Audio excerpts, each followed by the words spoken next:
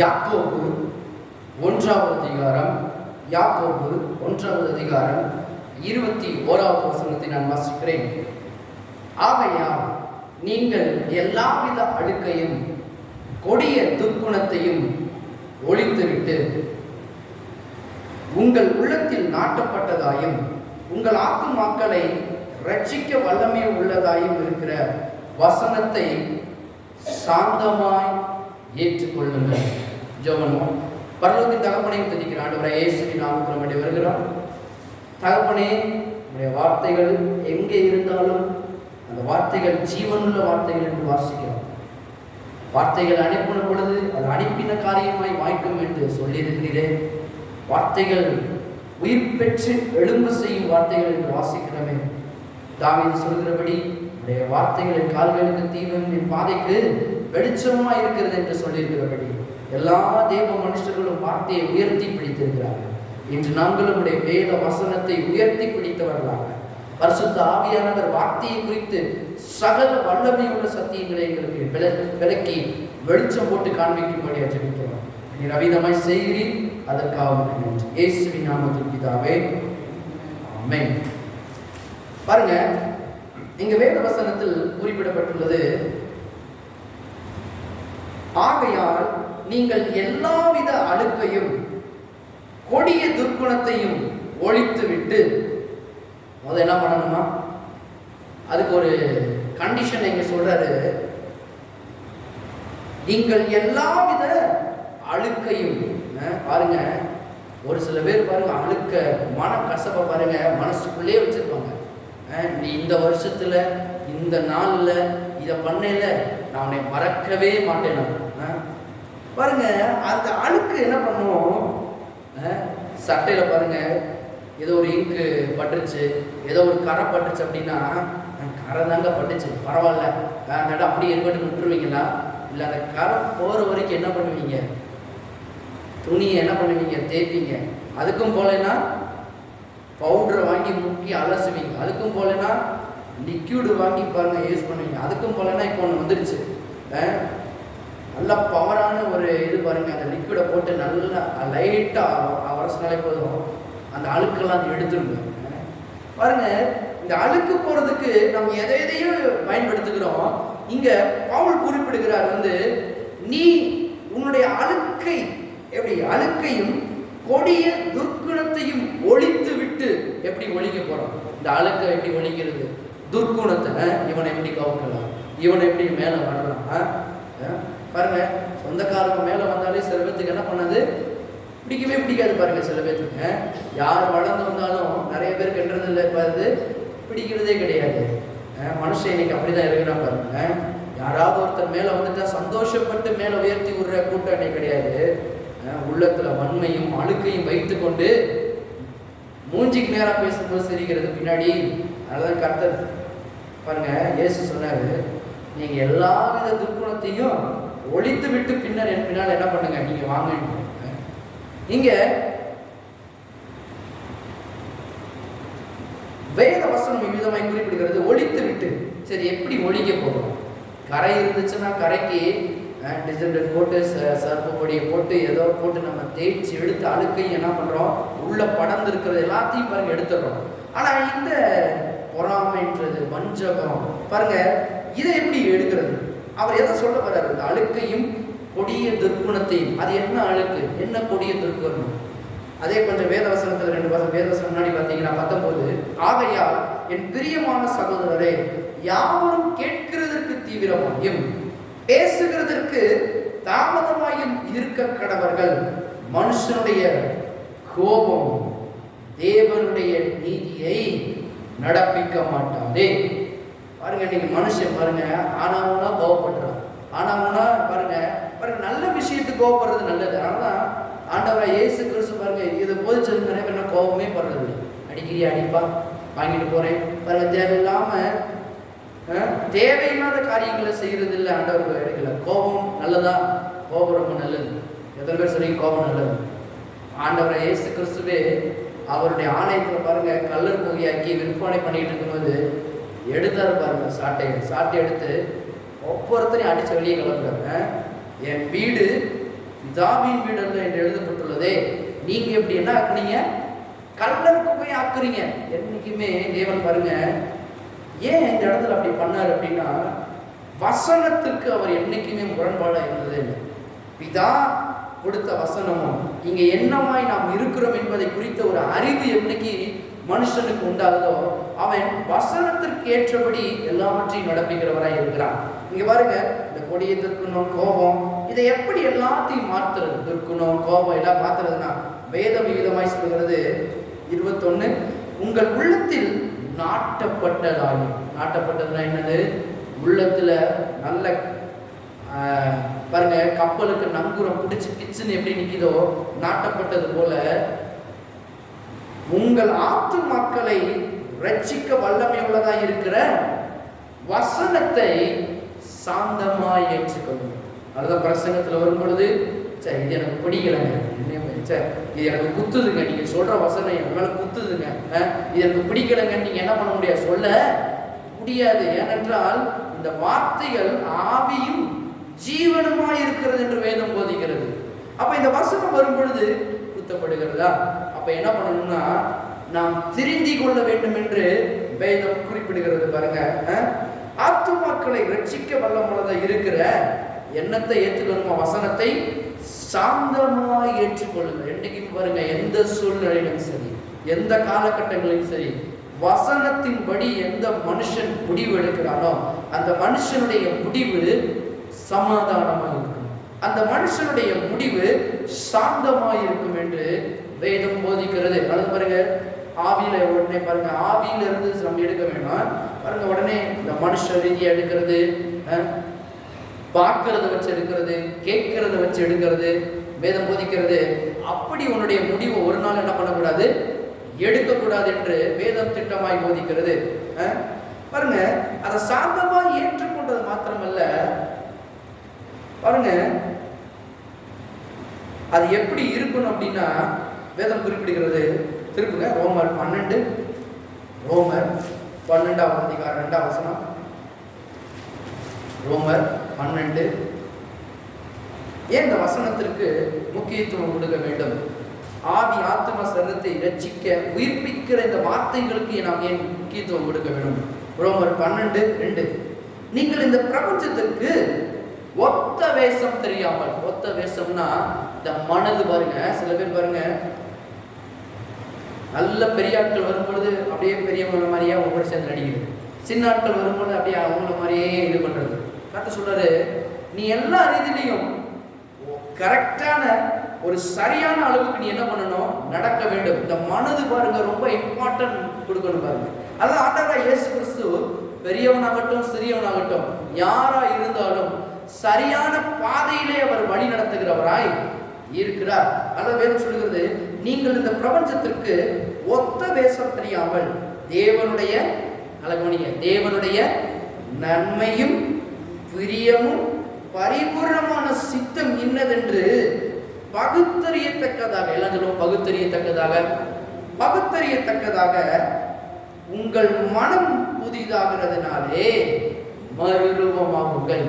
அப்ப இந்த மனது ரொம்ப முக்கியத்துவம் கொடுக்கிறது பாருங்க. வேதம் போதிக்கிறது,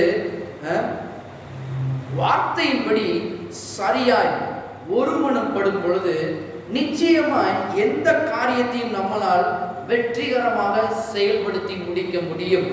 நிறைய பேர் சொல்றாங்க பாருங்க, அவங்க நினைக்கிறீங்க ஆனா செஞ்சு முடிக்க முடியலங்க, இப்படி நல்ல சக்சஸா கொண்டு வந்து முடிக்கணும்னு நினைக்கிறேன் ஆனா என்னால முடியலங்க, என்னுடைய தொழிலை நல்லா இன்னும் மேம்படுத்தணும்னு நினைக்கிறேன் என்னால முடியலங்க, இன்னும் என் தொழிலை உயர்த்தணும்னு நினைக்கிறேன் என்னால முடியலங்க, என் பிள்ளைய நல்லா வளர்க்கணும்னு நினைக்கிறேன் என்னால முடியலங்க, நான் சந்தோஷமா சமாதானமா இருக்கணும்னு நினைக்கிறேன் என்னால இருக்க முடியலங்க.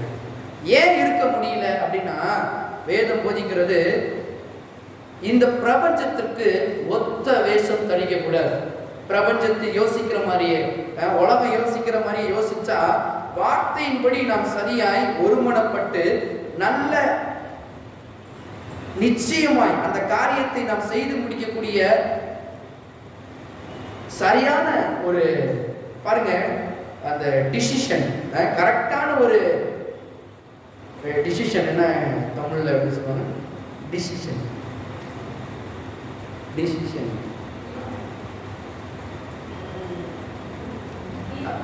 தீர்மானம். ரைட். தீர்மானத்தை நம்மளால எடுக்க முடியாது. அந்த டிசிஷனை, சரியான டிசிஷன் நம்ம எடுக்க முடியாது. அப்ப சரியான தீர்மானம் எடுக்கும் பொழுது என்ன நடக்குதுன்னா அங்க வெற்றி உண்டாகிறது என்று வேத வசனம் குறிப்பிடுகிறது.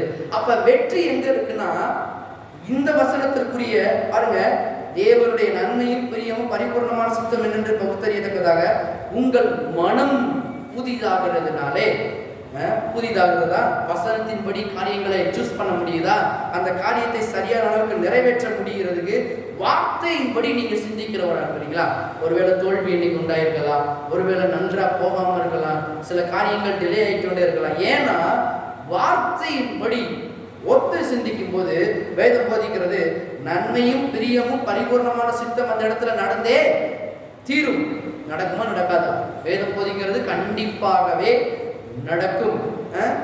பாருங்க, அதனாலதான் பிசாசு சரியான காரியத்துல ஒருமனப்பட விட மாட்டான். பாருங்க, இன்னைக்குமே வசனத்தின்படி நீங்க சிந்திக்க ஆரம்பிச்சிட்டீங்கன்னா, வசனத்தின்படி செயல்பட ஆரம்பிச்சிட்டீங்கன்னா அவன் என்ன பண்ண விட மாட்டான், உங்களை ஒருமனப்படவே விட மாட்டான். குழப்பி விட்டுக்கிட்டே இருப்பான். நல்ல காரியங்கள் எடுக்கும் பொழுது பாருங்க, அவன் குழப்புறதுக்குன்னே தெளிவா அவன் உங்ககிட்ட வருவான். வேதம் தெளிவாய் குறிப்பிடுகிறது. அப்ப பாருங்க, அப்ப ஒருமனப்படுறது நம்ம எதுல ஒருமனப்படணும் அப்படின்னா தேவனுடைய வார்த்தையில் ஒருமனப்பட வேண்டும் என்று வேதம் திட்டமாய் போதிக்கிறது. அப்ப வார்த்தையில ஒருமனப்படுறீங்களா? தேவனுடைய சித்தம் என்ன எங்க எழுதப்பட்டுள்ள தேவனுடைய சித்தம் எங்க? வார்த்தைக்குள்ள இருக்குது. இன்னைக்கு நான் ஒரு காரியத்தை முடிவெடுக்கணும், இந்த காரியத்தை என் வாழ்க்கையில செயல்படுத்தணும் அப்படின்னா வார்த்தை அதற்கு என்ன சொல்லுகிறது என்பதை நான் ஆமோதித்து அதை அங்கீகரித்து அதற்கு ஏற்ப நான் நடக்கும் பொழுது அந்த இடத்துல என்ன உண்டாகும்? வெற்றி உண்டாகும். நீங்க நல்லா கவனிங்களே.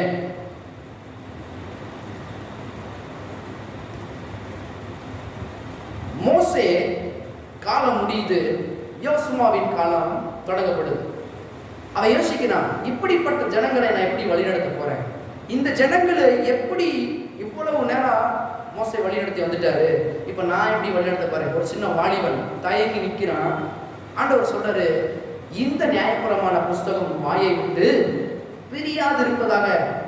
வெறும் பிரியாது இருக்கிறது மட்டும் இல்ல, இதில் எழுதி இருக்கிறவர்களின் படியெல்லாம் பார்த்துக்கிட்டே இரு, முடிச்சுக்கோ அப்படின்னு சொல்லல. எழுதி இருக்கிறவர்களின் படியெல்லாம் நீ செய்ய கவனமாய் இருக்கும்படி இரவு பகலும் இந்த வேதத்தில் என்ன பண்ண? தியானமாய் இரு. இன்னைக்கு நல்ல வெற்றி பெறணுமா? குடும்பத்துல சூழ்நிலை பிரச்சனை இருக்குதா, போராட்டம் இருக்குதா? அதுக்கு காரணம் கடவுள் கிடையாது. அதுக்கு காரணம் பாருங்க, இன்னைக்கு கடவுள் மேல குற்றம் சாட்டுறாங்க. நான் சொல்றேன் வசனத்திலிருந்து, கடவுள் ஒரு நாளும் தீமைக்கு காரணம் அல்ல. நாம் தான் நம்முடைய வாழ்க்கையில் தீமைக்கு காரணர்களாய் இருக்கிறோம். முதலாவது இதை அங்கீகரிக்க கற்றுக்கொள்ள வேண்டும்.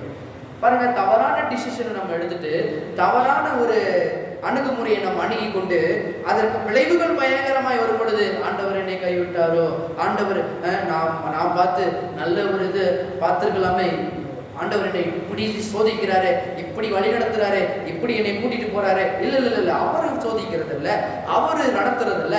இப்ப அவர் எப்படி நடத்த போறாரு? அவருடைய சித்தம் எங்க இருக்கிறது? வேதம் சரியாய் குறிப்பிடுகிறது, வசனத்தின் மூலம் அவர் வழி நடத்துகிறார். இன்னைக்கு வசனத்தின் மூலம் பிடிச்சிருக்கிறீங்களா? எத்தனை பேர் கையில பைபிள் இருக்குது? முதல் பைபிள்ல வச்சிருக்கிறீங்களா? பைபிளை படிக்கிறீங்களா? நான் சொல்றேன், ஒரு காரியம் நடக்க வேண்டும் என்றால் பாருங்க, பைபிள் மேல ரொம்ப பிரியமா போயிருங்க, ரொம்ப உள்ள ஆழமா போயிருங்க, வாசிக்கிட்டே இருங்க, பைபிள் வாசிங்க. ஒரு கீ, அந்த ஒரு வார்த்தை. அதனால இயேசு சொன்னாரு, மனுஷன் அப்பத்தினாலே மாத்திரம் பிழைக்கிறதல்ல. இன்னைக்கு உலக மனுஷன் என்ன சொல்றான்? சோறு தாங்க முக்கியம், 3 நேரம் 4 நேரம் சோறு போட்டா நான் என்ன பண்ணிடுவேன்? விளைச்சுக்கிருவேன். பாவம். ஆனா மனுஷர்களுக்கு தெரியல, சோறு சாப்பிட்றான், நல்லா இருக்கிறான், ஆனா உள்ளத்துல நல்லா இல்லை, மனதுல எம்டியா இருக்குது, உள்ளம் காலியா கிடக்குது, பெருமையா இருக்கிறான், எதையோ ஒண்ணு தேடுறான். பாருங்க, மனுஷன் சம்பாதிக்கிறான், ஆனா நிம்மதியா அவனுடைய வாழ்க்கை இல்லை. அதனாலதான் வேதம் சொல்லுகிறது, நிம்மதியா பரிபூர்ணமா சித்தமா சமாதானமா இருக்க தேவன் ஒரு வழியை வச்சிருக்கிறார். என்ன வழி அப்படின்னா அவருடைய வார்த்தை. அதனாலதான் இயேசு சொன்னார் விதமா, மனுஷன் அப்பத்தினாலே மாத்திரமல்ல தேவனுடைய வாயிலிருந்து புறப்படுகிற ஒவ்வொரு வார்த்தையினாலும் பிழைப்பான். எனக்கு பிழைப்பான். இன்னைக்கு பிழைப்பு வேண்டும் என்றால் எந்த காரியமாகட்டும், நீங்க எடுக்கிற எந்த டிசிஷன் ஆகட்டும், அது குட் சக்சஸ் முடியணும்னா, நல்ல வெற்றியை நீங்கள் பெற வேண்டும் என்றால் வார்த்தையின்படியே சிந்தியுங்கள், வார்த்தையின்படியே செயல்படுங்கள். அப்பொழுது பாருங்க, நல்ல வெற்றியை காண்பீர்கள். அதனால வேதம் போதிக்கிறது. ரோமர் 8வது அதிகாரம், ரோமர் 8:6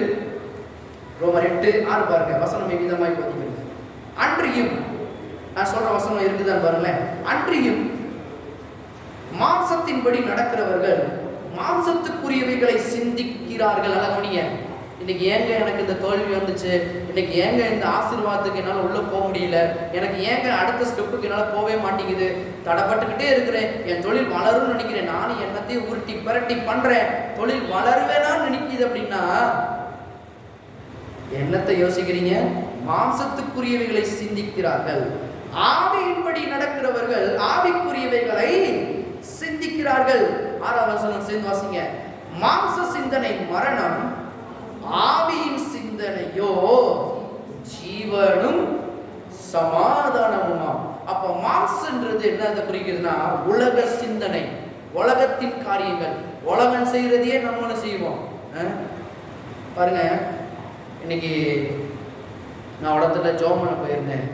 பாருங்க, அவங்க ஒரு டெக்ஸ்டைல் ஒன்று ஆரம்பிச்சிருக்கிறாங்க. பாருங்க, பக்கத்தில் உள்ளவங்க அஞ்ஞானி பாருங்க, எடுத்தோடனே இந்த டோரை ஓப்பன் பண்ண என்ன பண்ணுவாங்களாம், சுற்றி இருக்கிற அந்த என்ன சொல்றது, இந்த பீடையெல்லாம் அந்த கண்ணில் அது மேலே இருக்குன்றதுக்காக என்ன பண்ணாங்களாம், தேங்காய் என்ன பண்ணணுமா, அந்த ஓரத்தில் கொண்டு போய் ஒரு இது இருக்கா பாருங்க, அதை உடைச்சிட்டு அங்கே எல்லாத்தையும் பண்ணி வச்சுட்டு போகணுமா. இவங்க பாருங்க, கர்த்தரை நம்புறவங்க, கர்த்தரை ஜீவிக்கிறவங்க, ஆனாலும் உங்களுக்கு மாம்சத்தின் சிந்தனை, ஐயோ நம்ம டெக்ஸ்டைல் பிசினஸ் வளராம போயிருமோ, சொல்றாங்களே, சரி இவங்க சொல்ற மாதிரி நம்ம என்ன பண்ணுவோம், பண்ணி பார்ப்போம் அப்படின்னு மாதிரி இவரும் பாருங்க பண்ணிட்டு இருந்தாரா. பாருங்க, எனக்கு ஆரம்பத்திலே தெரியும், நான் விட்டுட்டேன். ஆனால் கொஞ்ச நாள் கழிச்சு சரிவு என்பது அவருடைய வாழ்க்கையில தோன்ற ஆரம்பிச்சிச்சு. ஏன்? கர்த்தரா சரிவை கொண்டு வர்றாரு பாருங்க. மாம்ச சிந்தனை மரணம் என்று வேதம் குறிப்பிடுகிறது. உலக காரியமான சிந்தனை, உலகம் யோசிக்கிறது, உலகம் செய்கிறது. பாருங்க, உலகம் என்ன சொல்லுதோ அதை அப்படியே செய்தோம் என்றால் அங்க என்ன நடக்குதுன்னா தோல்வி மட்டும்தான்.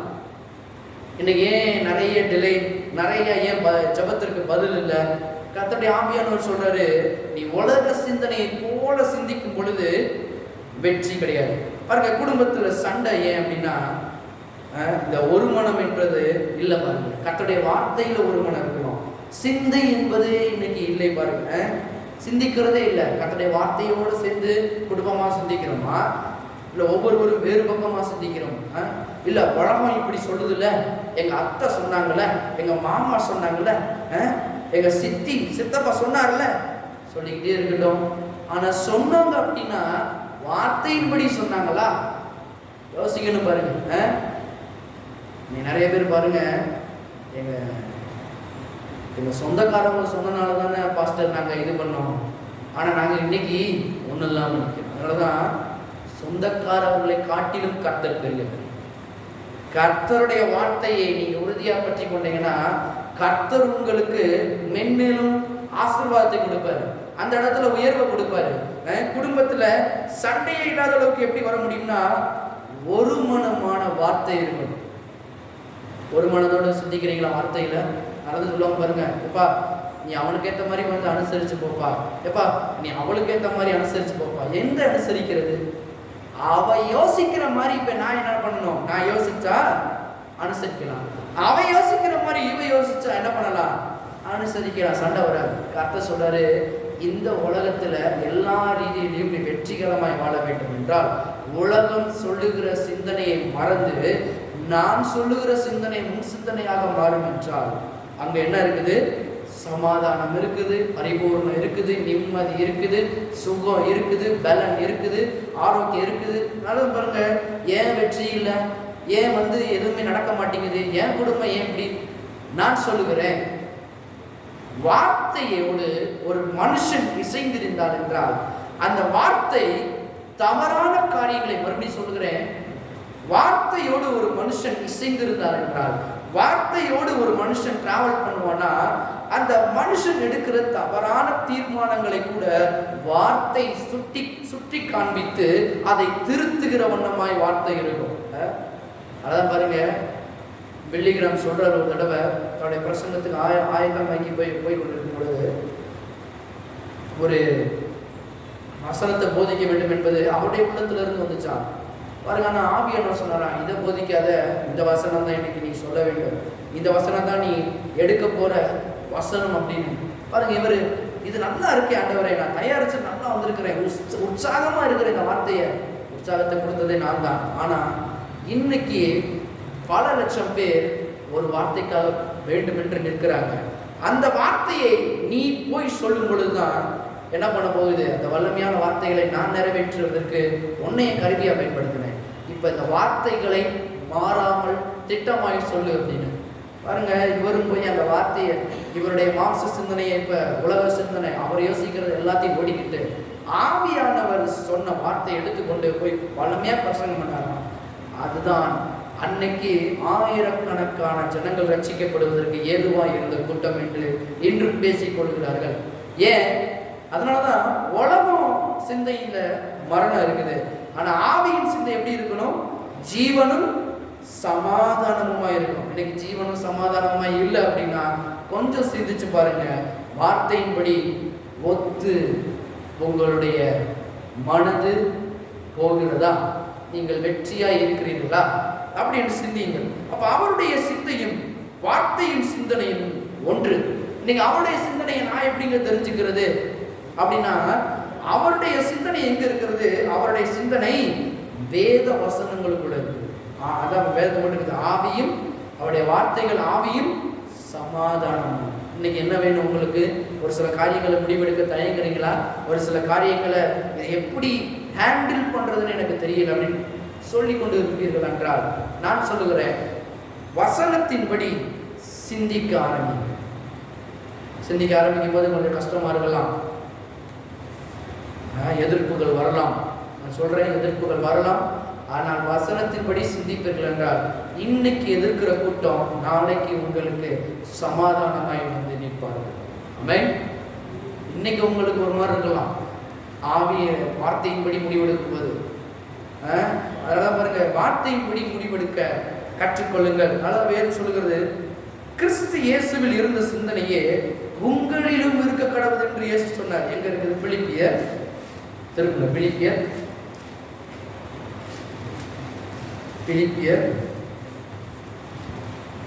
இங்க பிலிப்பியர் 2:5 பாருங்களேன். கிறிஸ்து இயேசுவில் இருந்த சிந்தனையே உங்களிலும் இருக்க கடவுது. இங்க பாருங்க, அப்போஸ்தலனாகிய பவுல் பிலிப்பியருக்கு எழுதிய நிருபத்துல இவ்விதமா எழுதுகிறார். பாருங்க, பிலிப்பு பட்டணத்து ஜனங்கள், இது ஒரு புஸ்தகம். எப்படிப்பட்ட புஸ்தகம் தெரியுமா? பிலிப்பு புஸ்தகம் ஒரு மகிழ்ச்சியின் புஸ்தகம் என்று குறிப்பிடுகிறாங்க. ஏன் இது மகிழ்ச்சியின் புஸ்தகம் அப்படின்னா, மனுஷன் எப்படி மகிழ்ச்சியா இருப்பதுக்கென்று பவுல் தன்னுடைய நிருபத்துல பிலிப்பியருக்கு எழுதும் போதே அப்படிப்பட்ட ஜனங்கள் மகிழ்ச்சியான ஜனங்கள். அந்த ஜனங்கள் இன்னும் கர்த்தருக்குள்ள எப்படி மகிழ்ச்சியா இருப்பதுக்கென்று இந்த நிருபத்துல அவர் என்ன பண்றாருன்னா, அந்த கடிதத்தை எழுதி அனுப்புறார். நீங்க வாசி பார்த்தீங்கன்னா தெரியும், ஒரு மனுஷன் சிந்திக்க வேண்டியது எப்படி, செயல்பட வேண்டியது எப்படி, சந்தோஷமா இருப்பதுக்கென்று இந்த வசனங்கள் ஒன்றொன்றாய் அடுக்கிக் கொண்டே வருவார். சகோதரரே நீங்க எப்படி இருக்கணும், சகோதரரே நீங்க இப்படி இருக்கக்கூடாது, உங்களுடைய சிந்தனையை காத்துக்கொள்ளுங்க. அநேக தடவை சிந்தனை குறித்து தான் எழுதுவார்கள். அப்ப பிலிப்பியர் 2:5 விதமாக எழுதப்பட்டிருக்கிறது, கிறிஸ்து இயேசுவில் இருந்த சிந்தையே உங்களிலும் இருக்க கடவுது. அப்ப எண்ணங்கள் உயர்ந்தவைகளாய் இருந்தால் மனிதன் உயர்ந்தவனாய் இருக்கிறான். அல்ல கவனிங்க, எண்ணங்கள் உயர்ந்திருந்தா மனிதன் பாருங்க உயர்ந்தவனாய் இருக்கிறான். எண்ணங்களிலே தாழ்ந்திருந்தால் மனிதன் தாழ்ந்தே இருக்கிறான். எந்த எண்ணங்கள்ல உயர்ந்திருக்கும் போது மனுஷன் உயர்வா இருக்கிறானா, வேதம் குறிப்பிடுகிறது. ஏசாயா பாருங்க, நம்முடைய எண்ணங்கள் வேற மாதிரி, நம்முடைய யோசனை வேற மாதிரி. ஆனா எந்த எண்ணங்களோடு நம்ம எண்ணங்கள் சேரும் போது நாம் உயர்ந்தவராக இருப்போம் தெரியுமா? ஏசாயா 55 ஆண்டவர் இங்க நம்மளை பார்த்து சொல்லும் போது எப்படி சொல்றாரு? ஏசாயா 5:55 ஏசாயா 55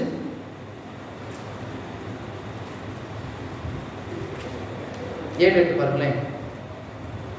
துன்மார்க்கன் தன் வழியையும் அக்கிரமக்காரன் தன் நினைவுகளையும் விட்டு கர்த்தரிடத்தில் திரும்ப கடவன். அவர் அவன் மேல் மனதுருகுவார். நம்முடைய தேவனிடத்திற்கே திரும்ப கடவன்.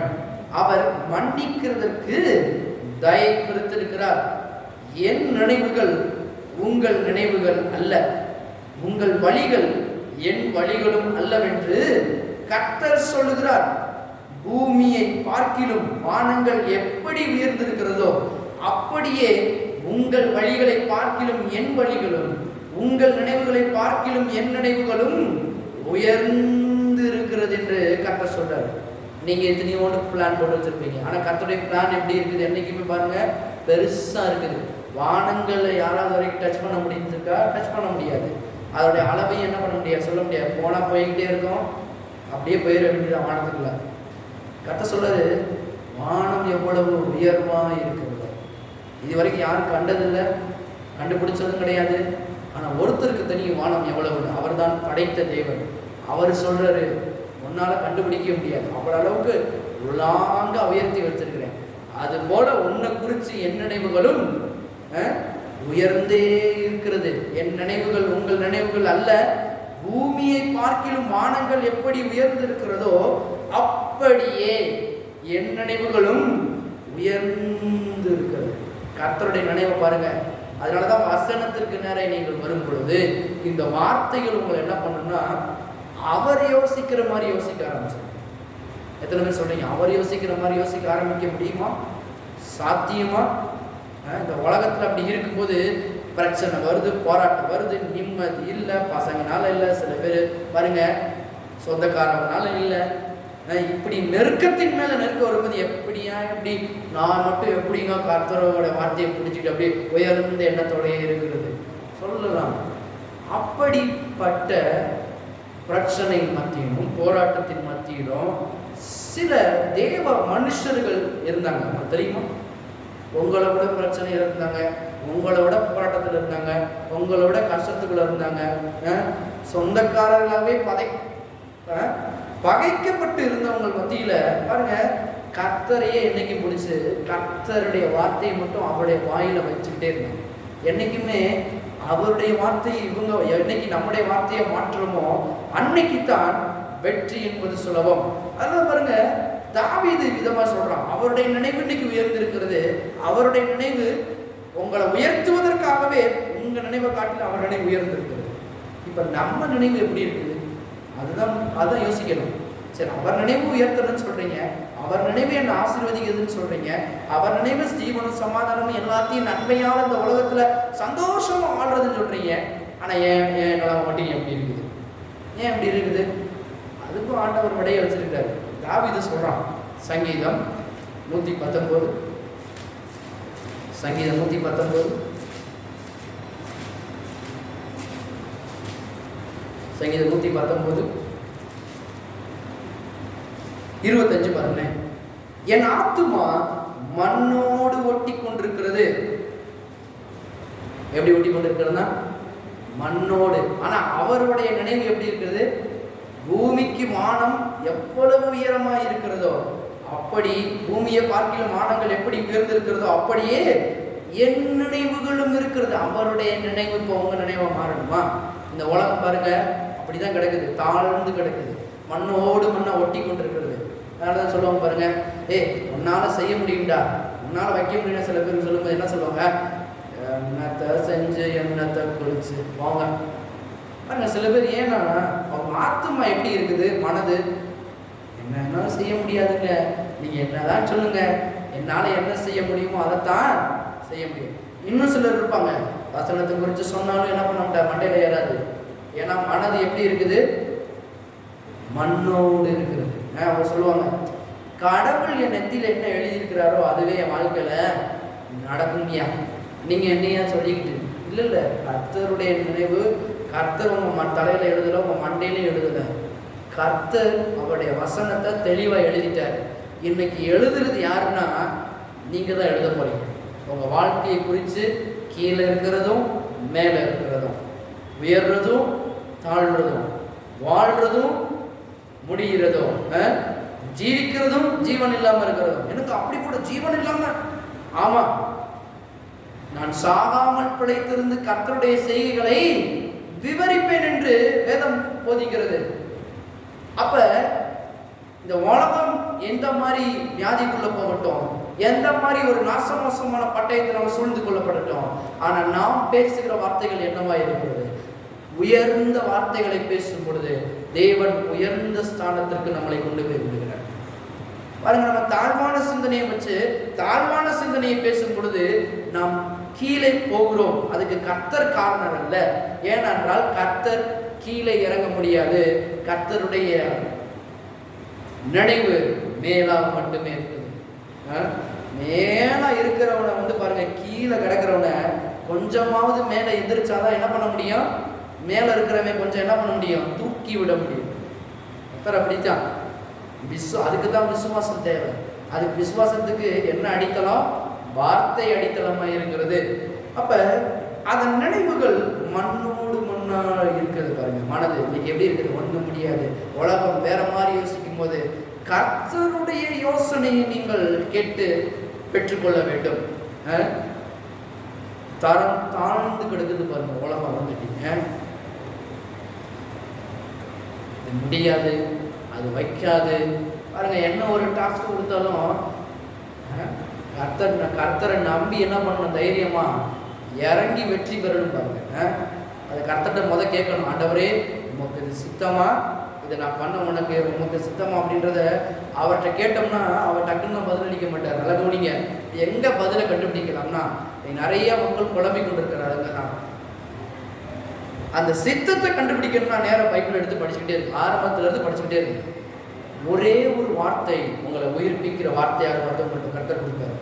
அந்த வார்த்தையை பிடித்து கொண்டு உலகத்திலே சுடர்களை போல இருங்கள் என்று வேதம் குறிப்பிடுகிறது.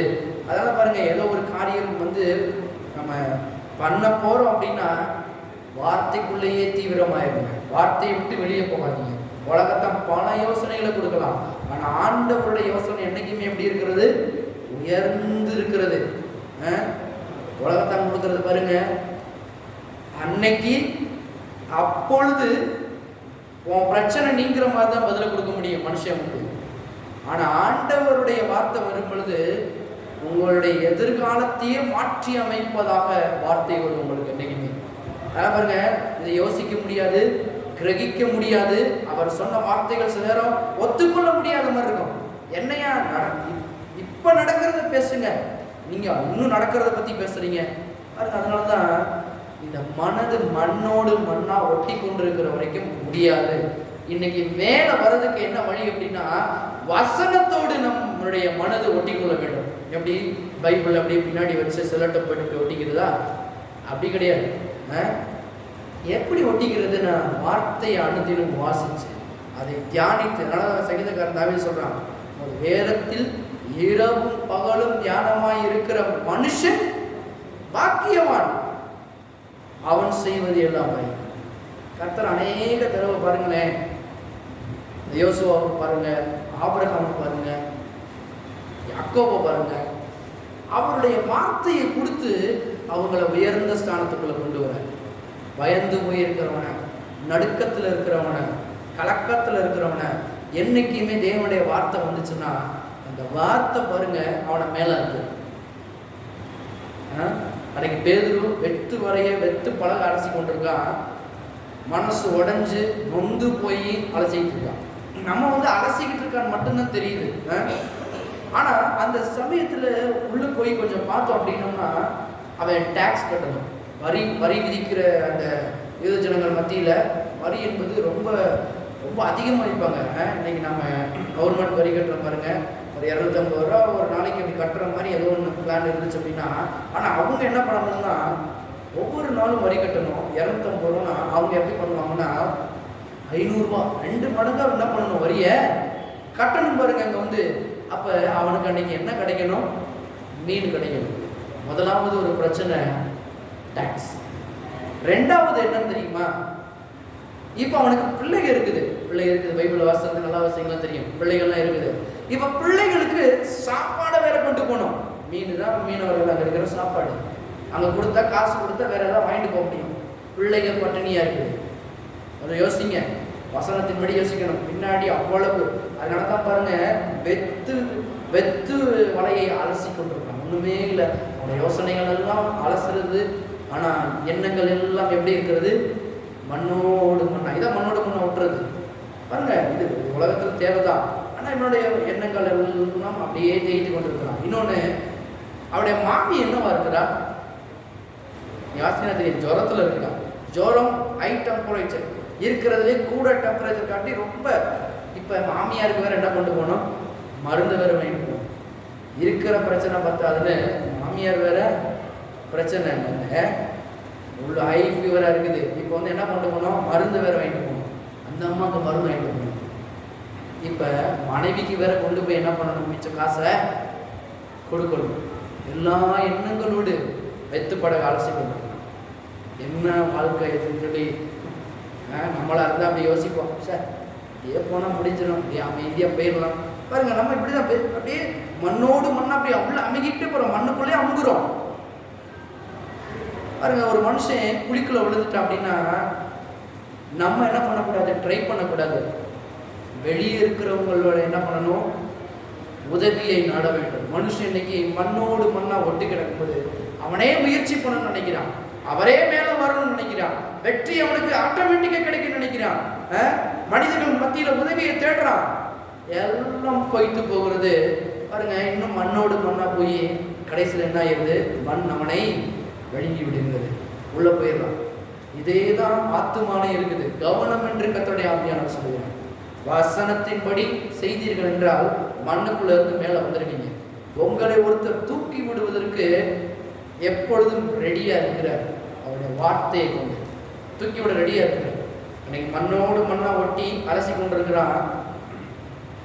கர்த்தர் வந்து என்ன பண்ணாரு? உன் படகு கொடுப்பாங்க.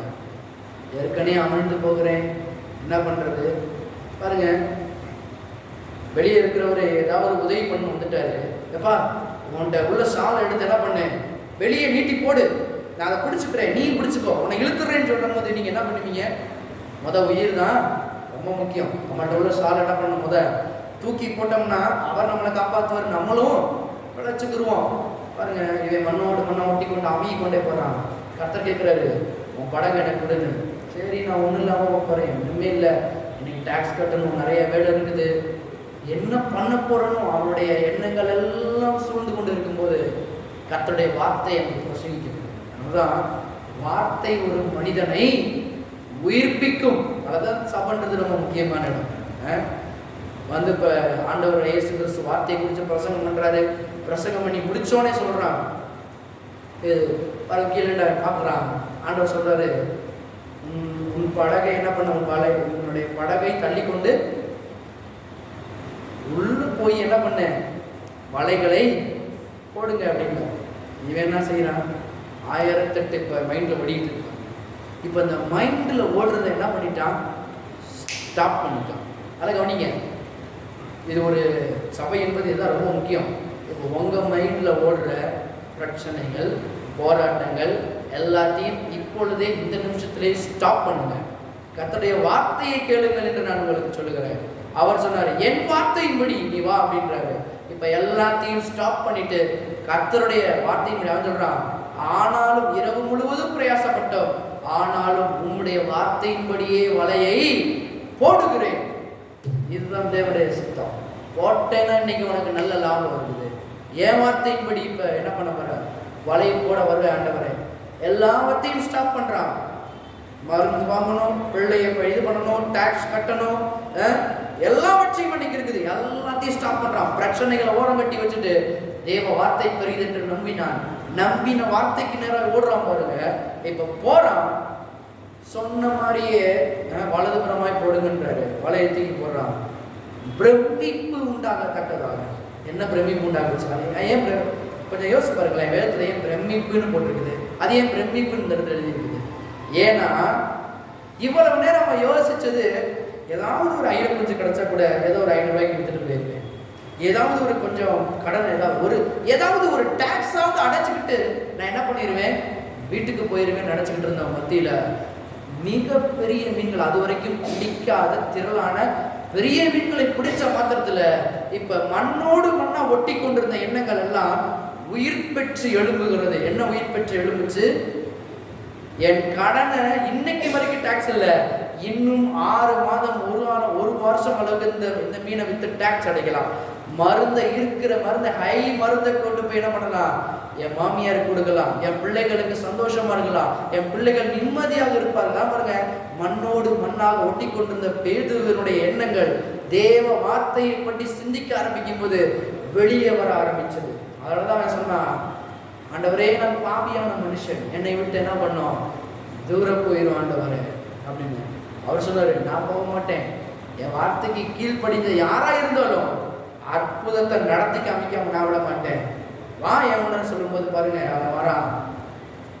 வித்துட்டு சும்மா போல பாருங்க, ஆண்டவர் என்ன பண்றாரு? மறுபடியும் வா எவன் வீட்டுக்கு போறாரு. இதனுடைய மாமி ஜுரத்துல இருக்குதா பாருங்க. ஜுரத்துல இருக்கிறவரை அப்படியே எந்திரிக்க வைக்கிற, கையை பிடிச்சி தூக்குறாரு, ஜுரம் முடிஞ்சிருச்சு. இப்ப அதுல இருந்து என்ன பண்ணிட்டாரு? இவனுக்கு விடுதலை கொடுத்துட்டாரு.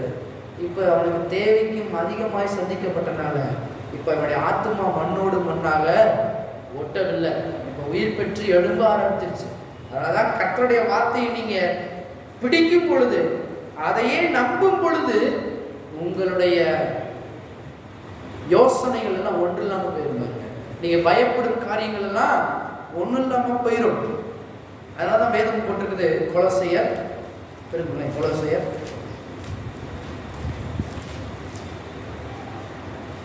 3:1-2 நீங்கள் கிறிஸ்துவுடன் கூட எழுந்தது உண்டானால் கிறிஸ்து தேவனுடைய வலது பாரிசத்தில் வீற்றிருக்கும் இடத்தில் உள்ள மேலானவைகளையே தேடுங்கள், பூமியில் உள்ளவைகளை அல்ல. தெளிவா அடிக்கிறார் பாருங்க வார்த்தை. இந்த மாதிரி வார்த்தையை எழுதி அடிக்க முடியாது பாருங்க. பூமியில் உள்ளவைகளை அல்ல, மேலானவைகளையே நாடுங்கள். என்ன மாதிரி இது பாருங்க, கிறிஸ்து தேவனுடைய வலது பாரிசத்தில் வீற்றிருக்கும் இடத்தில் உள்ள மேலானவைகளையே தேடுங்கள், பூமிக்குரியவைகளை அல்ல. ஹைலி அந்த இடத்தை தேடணும் பாருங்க. அந்த இடம் எப்படிப்பட்ட இடம்? பரலோகம் எப்படிப்பட்ட இடம்? சமாதானம், சந்தோஷம். அதனால கர்த்தர் பாருங்க என்ன மாதிரி தேவாவியான ஒரு வார்த்தையை நமக்கு எழுதி வச்சிருக்காங்க. பூமிக்குரியவைகளை தேடாதீங்க, பூமிக்குரியவைகள் மண்ணோடு மண்ணா ஒட்டி கொண்டிருக்கிறது. பரலோகத்துல அவர் எங்க வீற்றிருக்கிறாரோ, அதனாலதான் ஆண்டவர் இயேசு கிறிஸ்து இங்க வரும்போது சொன்னாங்க, நாங்க எப்படி ஜெபிக்கணும்னு நீங்க சொல்லும் போது என்ன சொன்னாரு? பரலோகத்தில் வீற்றிருக்கிற எங்கள் பிதாவே, அந்த பிதாவினுடைய என்ன பண்ண சித்தத்தின்படி ஜெபத்தை பண்ணு, அன்றன்று உள்ள ஆகாரத்தை எங்களுக்கு தாரும்.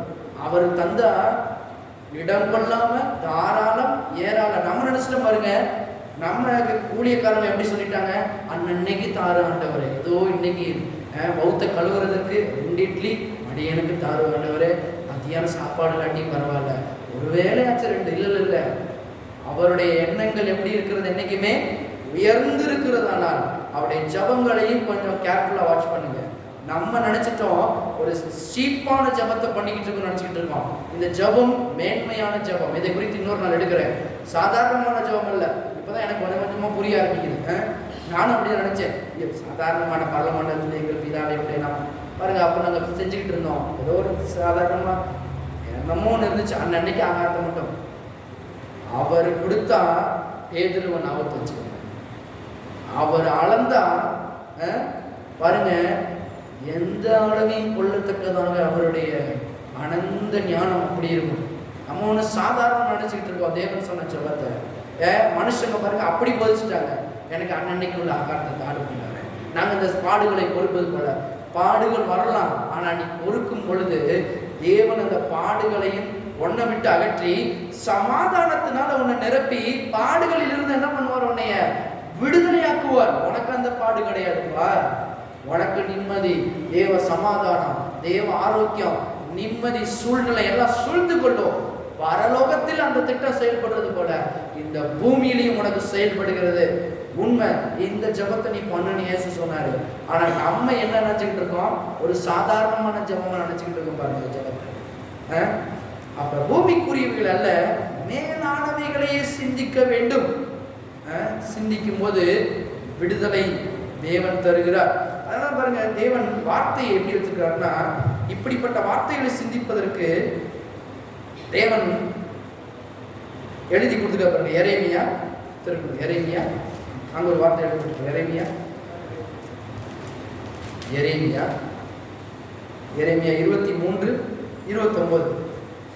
வார்த்தையை குறித்து சாதாரணமா நினைக்கிறவங்களுக்கு கர்த்தருடைய வார்த்தையை பாருங்க எப்படி இருக்கு. என் வார்த்தை அக்கினியை போலும் கண்மலையை நொறுக்கும் சம்பட்டியை போலும் இருக்கிறதல்லவோ என்று கர்த்தர் சொல்லுகிறார். சும்மா வார்த்தை வார்த்தை வார்த்தை வார்த்தையில் என்னங்க இருக்குது? வார்த்தை வார்த்தை வார்த்தைன்றீங்க. அதனுடைய வார்த்தைக்குள்ள எல்லாமே இருக்கு. வார்த்தை கண்மலையை கூட நொறுக்கும் சம்பட்டியை போல. கண்மலையை நொறுக்கிறதுக்கு ஒரு சம்பட்டி, அது தேவனுடைய வார்த்தையா இருக்கிறது. உங்க மத்தியில உங்களுடைய நீங்க நின்றுகிட்டு இருக்கிறத பாருங்க, ஐயோ பிரச்சனை மலை மாதிரி இருக்குது. சில பேர் சொல்லுவாங்க பாருங்க, நான் சொல்றேன் அந்த பிரச்சனை மலை மாதிரி இருக்கிற பிரச்சனைய கர்த்தருடைய வார்த்தை என்ற சம்பட்டியை கொண்டு உங்களால என்ன பண்ண முடியும்? உடைச்சு தூள் தூளா நொறுக்க முடியும். ஒரு ஊழியக்காரர் வந்து உங்களுக்கு ஜெபம் பண்ணி நொறுக்க வேண்டியதில்லை, நீங்களே வார்த்தையை கொண்டு நொறுக்க வேண்டும் என்று கர்த்தர் விரும்புகிறார். ஒரு சாதாரணமானது பாருங்க. ஊழியக்காரர் ஜெபிக்கிறது நல்லது, ஆனா நீங்க வார்த்தையை கொண்டு அவருடைய திட்டத்தின்படி செய்யும் பொழுது கண்மலையா இருக்கிற பிரச்சனை பாருங்க, பிசாசு கொண்டு வந்தாலும் சம்பட்டியா இருக்கிற தேவனுடைய வார்த்தை. இன்னைக்கு வார்த்தை இன்னைக்கு எப்படி தெரியுது தெரியுமா? சம்பட்டின்றது சின்னதா தெரியுது, ஐயோ மலை பெருசா தெரியுதுங்க. ஒருத்தர் சொல்றாரு பாருங்க, ஐயா கர்த்தர் என்னைய எப்படி சொல்லிவிட்டாரு, சம்பட்டின்னு சொல்லிவிட்டாரு. சின்னதை வச்சுட்டு நம்ம மலை எட்டதோட சப்டம் அடிக்க முடியும். இல்லை இல்லை இல்லை, சம்பட்டின்றது அப்படி கிடையாது. நீங்கள் கொஞ்சம் அதை எடுத்து நீங்கள் கூகுளில் சர்ச் பண்ணி பாருங்களேன். சம்பட்டியை வச்சு நீங்கள் எந்த மலையாக இருந்தாலும் உடைச்சு நொறுக்க முடிகிற அளவுக்கு அந்த சம்பட்டி அவ்வளவு வலுவாக இருக்குமா. எப்படின்னா மலையை காட்டிலும் சம்பட்டியோட வலிமை பெரியது. நீங்கள் நினச்சிக்கிட்டீங்க கல்லோட வலிமை பெரியதுன்னு மனுஷன் நம்புறான், அதான் அந்த உலகம் நம்புறது பாருங்க. மண்ணோடு மண்ணா ஒட்டி கொண்டு இருக்கிறது. ஆனால் சம்பட்டி கல்லை பார்க்கிலும் எப்படிப்பட்டதான், ரொம்ப கனமாக ரொம்ப ஸ்ட்ராங்கானதான். அதனாலதான் சம்பட்டியை வச்சு ஒரு மனுஷன் மலையின் மேல அட்டிக்கும் போது அந்த பாறைகள் எல்லாம் பாருங்க ரெண்டா பழக்காம நொறுங்கி போயிருமா பாருங்க. அந்த ஆத்து மணல் மாதிரி வந்து குமி பாருங்க. அந்த மாதிரி கர்த்தர் சொல்றாரு, நீ நினைச்சுக்கிட்டு இருக்க இன்னொரு சம்பட்டி சின்னதா இருக்குது. கர்த்தர் சொல்றாரு, சின்ன சம்பட்டிக்குள்ளதான் பெரிய வல்லமை இருக்குது. நீ நினைச்சுக்கிட்டு இருக்க மழை பெருசுங்க. கர்த்தர் சொல்றாரு, மழை ஒண்ணும் கிடையாது, சம்பட்டி என்ற வார்த்தையை வச்சு நீ அடிச்ச அப்படின்னா நொறுங்கி ஒன்றும் இல்லாம இடம் தெரியாம போகும் என்று கர்த்தருடைய ஆவியானவர் சொல்றாரு. அப்ப சம்பட்டி பெருசா மழை பெருசா? சம்பட்டி என்ற வார்த்தை பெரிது. நீங்க நினைச்சிட்டு இருக்கலாம், என்னங்க சின்ன வார்த்தை, இதை வச்சு என்ன பண்ண முடியும்? நீங்க சொல்லுங்க, என் பக்கமாய் வருவார்கள். எப்படி வருவாங்க? சமாதானமாய் வருவார்கள். நான் ரெண்டு சில இதை மட்டும் எடுத்து காமிக்கிறேன். எரேமியா 29 இருக்குங்களேன். எரேமியா 29:11 பாருங்க. நீங்கள் எதிர்பார்த்திருக்கும் முடிவை உங்களுக்கு கொடுக்கும்படிக்கு நான் உங்கள் பேரில் நினைத்திருக்கிற நினைவுகளை அறிவேன் என்று கர்த்தர் சொல்லுகிறார். அவைகள் தீமைக்கல்ல, சமாதானத்துக்கு ஏதுவான நினைவுகளே. அப்ப நான் சொல்றேன், எதிர்காலத்தை குறித்து கர்த்தர் உங்கள் வைத்திருக்கிற திட்டம் என்ன? நன்மையான திட்டத்தை வச்சிருக்கிறாரு. அது தீமைக்கல்ல, சமாதானமான திட்டம். உங்கள் பேர் நினைத்திருக்கிற நினைவுகள் நன்மையான நினைவுகள் தான் கர்த்தர் நினைச்சிருக்கிறாரு. ஒரு நாளும் தீமைக்கு எதுவும் கிடையவே கிடையாது, நன்மை தான். நம்ம வாழ்க்கையில நன்மை கிருபை சூழ்ந்து கொண்டே தான் இருக்கும் ஒவ்வொரு நாளும். இதுதான் கர்த்தருடைய திட்டம் பாருங்க. அதனாலதான் 1 சாமுவேல் 17வது அதிகாரத்துல நீங்க இந்த மாதிரி வாசிக்கலாம் பாருங்க. கோலியாத்து ஒரு பெரிய பிரச்சனை, மலை போல இருக்குது. அதனால சம்பட்டின்றது நீங்க சொல்லலாம், ஐயோ சின்னதா இருக்குதுங்க நீங்க நினைக்கிறீங்களா? நான் சொல்றேன், இன்னைக்கு கோலியாத்து மலை போல நிக்கிறான். தாவீது பாருங்க வந்து நிற்கும் போது அவன் பேசுற வசனத்தை பாருங்களேன். 1 சாமுவேல் அந்த வசனத்தை மட்டும் காமிக்கிறேன், மீதி வந்து வீட்டில் போய் திரும்ப ஒரு தடவை வாசிங்க. இன்னும் உங்களுக்கு அப்ப இந்த வசனம் இன்னும் கொஞ்சம் ஒரு வெளிப்பாட்டை உங்களுக்கு கொண்டு வரும். 1 சாமுவேல் 17:37 பாருங்களேன். பின்னும் தாவீது, என்னை சிங்கத்தின் கைக்கும் கரடியின் கைக்கும் தப்புவித்த கர்த்தர் இந்த பெலிஸ்தருடைய கைக்கும் தப்புவிப்பார் என்றான். அப்பொழுது சவுல் தாவீதை பார்த்து, போ, கர்த்தர் உன்னுடனே கூட இருப்பாராக என்றான். இப்ப 43 பாருங்க. பெலிஸ்தியன் தாவீதை பார்த்து, நீ தடிகளோடு என்னிடத்தில் வர நான் நாயா என்று சொல்லி அவன் தன் தேவர்களை கொண்டு தாவீதை சபித்தான். பின்னும் அந்த பெலிஸ்தியன் தாவீதை பார்த்து, என்னிடத்தில் வா, நான் மாம்சத்தை ஆகாயத்து பறவைகளுக்கும் காட்டு மிருகங்களுக்கும் கொடுப்பேன் என்றான். அதற்கு தாவீது பெலிஸ்தியனை நோக்கி, நீ பட்டயத்தோடும் ஈட்டியோடும் கேடயத்தோடும் என்னிடத்தில் வருகிறாய், நானோ நீ நிந்திக்கிற இஸ்ரவேலுடைய இராணுவங்களின் தேவனாகிய சேனைகளுடைய கர்த்தரின் நாமத்தினாலே. நாமன்றது அந்த காலத்துல வார்த்தைக்கு சமானமான ஒன்று. அன்னைக்கு அவங்களுக்கு வார்த்தை கொடுக்கப்படல, ஆண்டவருடைய நாமம் கொடுக்கப்பட்டுச்சு. யெகோவா ஈரே, யெகோவா ஷம்மா, யெகோவா ஷாலம், யெகோவா ரோகி. இன்னைக்கு ஹீலிங்கை குறித்து நம்மளுக்கு என்ன இருக்குது? கர்த்தர் எப்படி இருக்கிறாரு? வார்த்தையா இருக்கிறாரு. இன்னைக்கு இந்த வார்த்தை எங்க இருக்குது? ஏசி 53:5 இருக்குது, 1 Peter 2:24 இருக்குது, யாத்திராம 15ஆம் அதிகாரத்துல இருக்குது. இன்னைக்கு வார்த்தையா இருக்குது. அன்னைக்கு அவர்களுக்கு ஞாபகமாக கொடுக்கப்பட்டுள்ளது. பாருங்க, வருகிறேன் 46. இன்றைய தினம் கர்த்தர் உன்னை என் கையில் ஒப்பு கொடுப்பார். நான் உன்னை கொன்று தலையை உன்னை விட்டு வாங்கி பெலிஸ்தருடைய பாளையத்தின் பிணங்களை இன்றைய தினம் ஆகாயத்து பறவைகளுக்கும் பூமியின் காட்டு மிருகங்களுக்கும் கொடுப்பேன். அதனால் இஸ்ரவேலில் தேவன் ஒருவர் உண்டு என்று புலவத்தார் எல்லாரும் அறிந்து கொள்வார்கள். கீழே வசனம் பாருங்க. கர்த்தர் பட்டயத்தினாலும் ஈட்டியினாலும் ரட்சிக்கிறவர் அல்ல. வசனத்தை பாருங்க எப்படி கோட் பண்றான் பாருங்க. இந்த வசனம் தான் ரொம்ப முக்கியம். அல்ல என்று இந்த ஜனக்கூட்டம் எல்லாம் அறிந்து கொள்ளும். யுத்தம் கர்த்தருடையது, அவர் உங்களை எங்கள் கையில் ஒப்பு கொடுப்பார் என்றான். இன்னைக்கு நான் சொல்றேன், இன்னைக்கு நடக்கிற இந்த உலகத்தில் நடக்கிற வேலை ஸ்தலத்துல ஒரு யுத்தம் போல இன்னைக்கு தெரியலாம். நீங்க சம்பாதிக்கிறது ஒரு பெரிய யுத்தம் மாதிரி நடக்கலாம். ஆனா நான் சொல்றேன், ஆத்துமாவை மண்ணோடு மண்ணை விட்டு விடாதீங்க. ஏனென்றால் இந்த வேலையை கொடுத்ததை யாரு? தேவன் கொடுத்தாரு. இப்ப இந்த உலகத்துல உங்களுக்கு எதிராக உங்களுக்கு போட்டியா எத்தனை பேர் எழுப்பினாலும் இந்த யுத்தம் யாருடையது என்று நினைத்துக் கொள்ளுங்கள், கர்த்தருடையது. இப்ப கர்த்தர் எல்லாத்தையும் மடங்கடித்து உங்களை உயர்ந்த ஸ்தானங்களை ஏறி வர பண்ணுவார். இதுதான் நம்முடைய தேவன். பாருங்க, எந்த வேலையா இருந்தாலும் தேவன் கொடுத்தது. உங்களுக்கு எதிராக எத்தனை பேர் வந்தாலும் அவர்கள் பொருளாய் போய் ஒன்றாம போயிருவாங்க, நீங்களோ நிலைத்திருப்பீர்கள். இதுதான் தேவ திட்டம். அப்ப தேவ திட்டத்துக்கு நேரம் ஒரு மனுஷன் பேசும்போது தேவனுடைய வார்த்தை சின்னதா இருக்கலாம். பாருங்க, அவன் பேசின வார்த்தையெல்லாம் நம்ம நின்றா உண்மையிலே சொல்லியிருக்கிறேன், ஓடி போயிருப்போம் அந்த இடத்த விட்டு. இன்னைக்கு ஒரு 4 பேர் வந்தாலே நம்ம என்ன பண்ணுவோம்? 2வது தெருவை விட்டு 3வது தெரு 4வது தெருவில் போய் எங்கிட்ட ஒரு குழியில போய் பதுங்கிட்டு போயிட்டானான்னு பாருங்க அப்படின்னு. அவன் பாருங்க தைரியம் அடிக்கிறான். ஏன்னா அவனுக்கு தெரியும், சின்ன வார்த்தையா நீ சொல்ற இந்த யுத்தம் கர்த்தருடையது, நீங்க சின்ன சாதாரண நினைக்கிறீங்க. ஆனா எத்தனையோ தடவை சிங்கத்தின் இதுக்கும் கரடியின் கைக்கும் என்னை தப்பு வைத்திருக்கிறார். எனக்கு தெரியும், சிங்கம் பெருசு நீ நினைக்கிற, கரடி பெருசு நீ நினைக்கிற. அன்னைக்கே என்னுடைய கரங்களை யுத்தத்திற்கு பழக்கு வைத்து எல்லாவற்றையும் ஒன்றுலாமாக்கி இன்னைக்கு கர்த்தர் இன்னைக்கு கொண்டு வந்து நிறுத்திருக்கிறாரு. இன்னைக்கும் இந்த சம்பட்டி சின்ன மனுஷன் நீ நினைக்கலாம், சின்ன வார்த்தையா இருக்கு நீ நினைக்கலாம். ஆனா நான் சொல்றேன், பெரிய கோலியாத்து கண்மலையை போல இருக்கலாம், சின்ன இருக்கிற சம்பட்டியா இருக்கிற வார்த்தை அதை விட பயங்கரமானது. எனக்குள்ள இருக்கிற தேவனுடைய வார்த்தை பயங்கரமானது.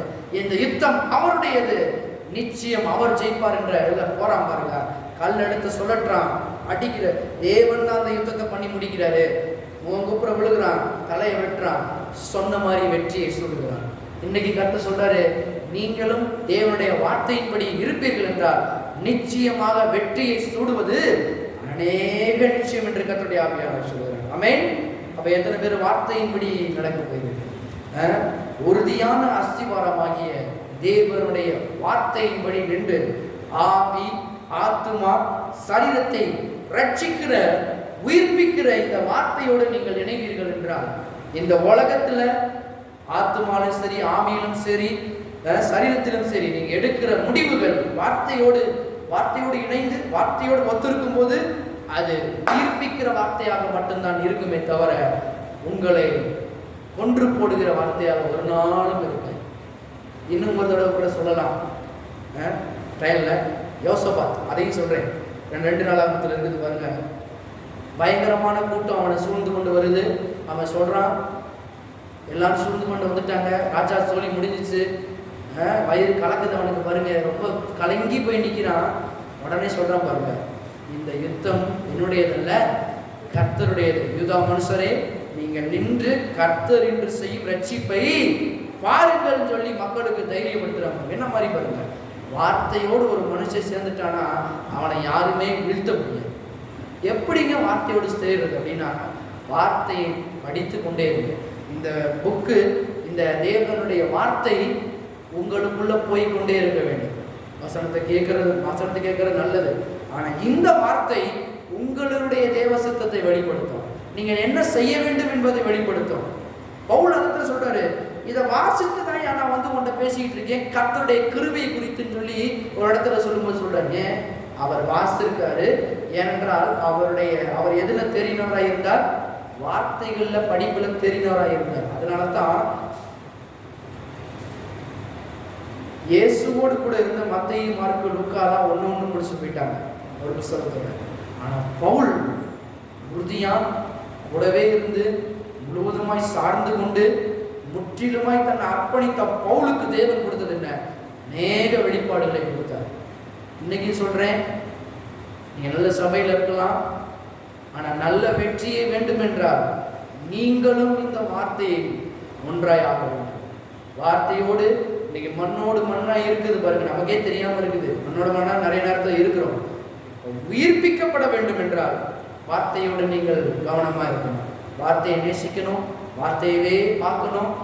நான் சிம்பிளா சொல்றேன், ஆரம்ப நாட்கள்ல சில காரியங்கள்ல தேவைகள் என்று வரும் பொழுது பாருங்க, எனக்கு கர்த்தர் அன்னைக்கு கற்றுக் கொடுத்தது தான், உன் ஆத்துமா உலகத்தின் காரியங்களை குறித்து பார்க்கறதுனால தாழ்ந்து போய் கிடக்குது. ஆனா என்னுடைய இது ஆசீர்வாதம் எப்படி? எபேசியர் 1:3 படி எல்லாவற்றையும் ஆசீர்வதிச்சு உனக்கு கொடுத்தாச்சு. ஆனா இன்னும் வந்து சேரல, நீ கேட்கிற. ஆனா உன் மனது எப்படி இருக்குது? டவுன்ல இருக்குதுப்பா.